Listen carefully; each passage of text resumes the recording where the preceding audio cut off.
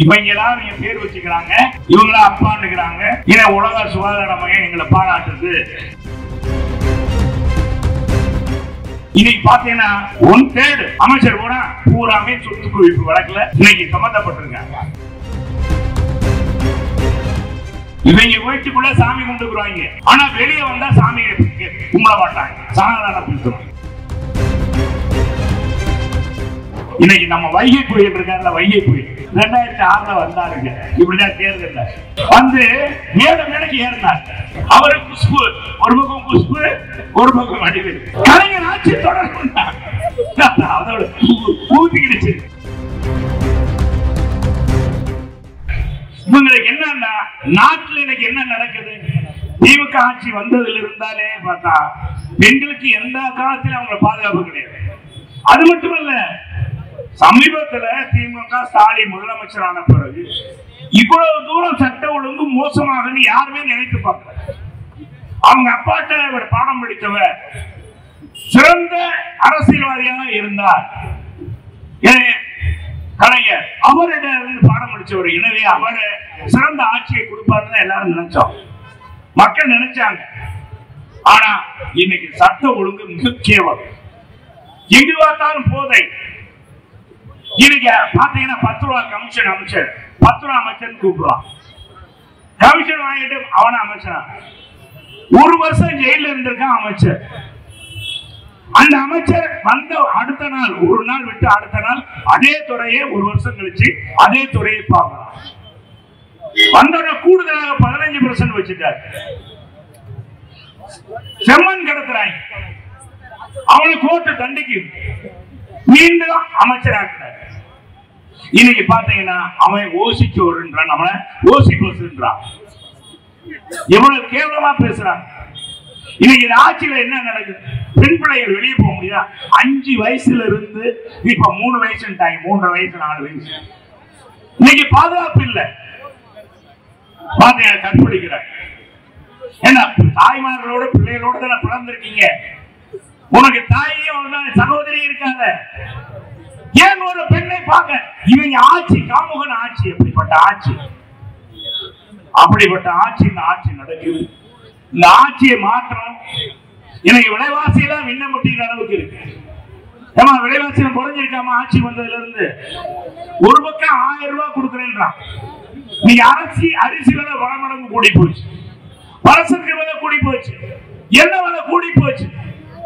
இன்னைக்கு கட்டுமான பொருள் ஜல்லி 6000 ரூபாய் ஒரு யூனிட், 2000 ரூபாய் வித்து. எம்சாண்ட் 3000 ரூபாய் வித்து 9000 ரூபாய்.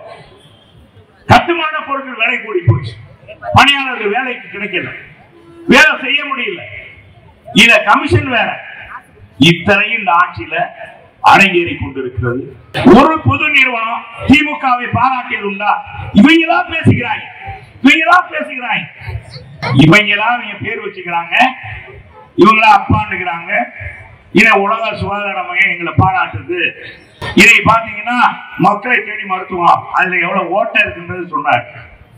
அரசு ஆஸ்பத்திரியில மருந்து இல்லையா?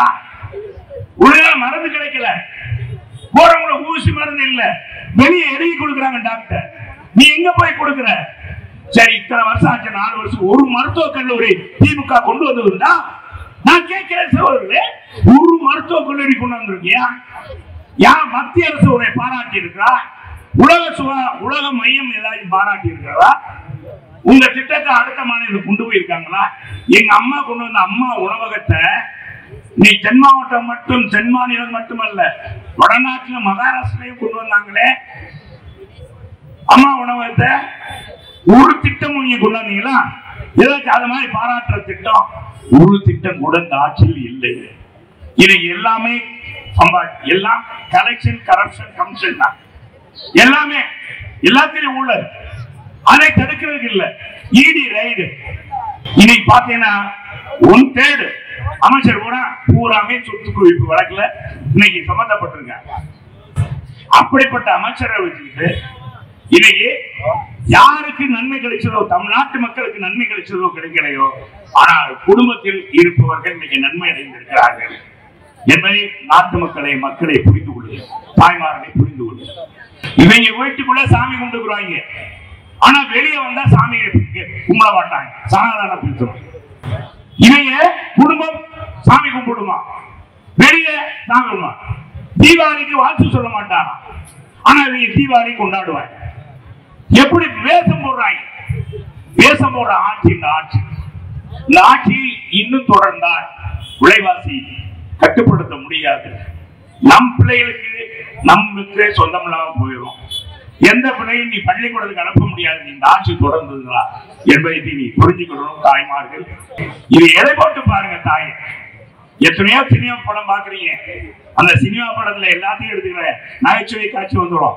இன்னைக்கு நம்ம வைகை புயல் இருக்காருல்ல, வைகை புயல், அதை மட்டும் சொல்லி முடிச்சாரேன். ஆனா வைகை புயல் அவரு 2006 வந்தாருங்க. இப்படிதான் தேர்தல் 2006 நம்ம மதுரை வைகை புயல் வடிவேலு வந்து மேடைக்கு ஏறினார். அவரு குஷ்பு ஒரு பக்கம், குஷ்பு ஒரு பக்கம் வடிவேலு. கலைஞர் ஆட்சி தொடரும் அதோட ஊத்திக்கிடுச்சு. 2 வருஷம் ஊத்தி 2 தேர்தல ஊத்திக்கிடுச்சு. ஊத்திச்சா இல்லையா? 2011 2006 2008 பாத்தீங்கன்னா தொடர்ந்து கலைஞருக்கு வந்து புகழ் பாடி இருந்தார் நம்ம வடிவேலு. வடிவேலு மேடையில ஏறி இருந்தாலே வெள்ளக்கொடி ஏந்திய நம்ம 23 புரிகிச்சு. அந்த பக்கம் போயிட்டாரு. எந்த பக்கம்? ஸ்டாலின் பக்கம் ஏறிட்டார் மேடையில. அடுத்த அண்ணன் ஆட்சி தொடர்ந்து விட்டார். அவ்வளவுதான் ஊத்து விழா. அவருக்கே தெரியும் நம்ம ஏறினால என்ன ஆகுது. ஆக வடிவேலு ஏறிய அந்த திமுக ஊத்திக்கிற போகும்போது 100க்கு 100 உண்மை. ஏன்னா உண்மையிலேயே இன்னைக்கு மக்கள் குவித்து போயிருக்கிறோம். எனவே அன்பு சகோதரிகளே, தாய்மார்களே, வருகிற ஆண்டு வருகிற 2026 உண்மையான விடியல். எங்கேயாச்சும் விடியல் தருவோம். ஸ்டாலின் வராரு, இப்பதான் வராரு, ஸ்டாலின் வராரு, விடியல் தர போறாரு. இந்த பாட்டு போடுறாங்களா? இன்னைக்கு கூட அவர் முதலமைச்சர் இன்னைக்கு பிறந்த நாளுங்க. முதலமைச்சர் நானும் பார்த்தேன் எல்லா இடத்துல ஏதாச்சும் அந்த பாட்டு கள்ளக்குடி கொண்ட கருணாநிதி வாழ்ந்தது அதான் போடுறாங்க.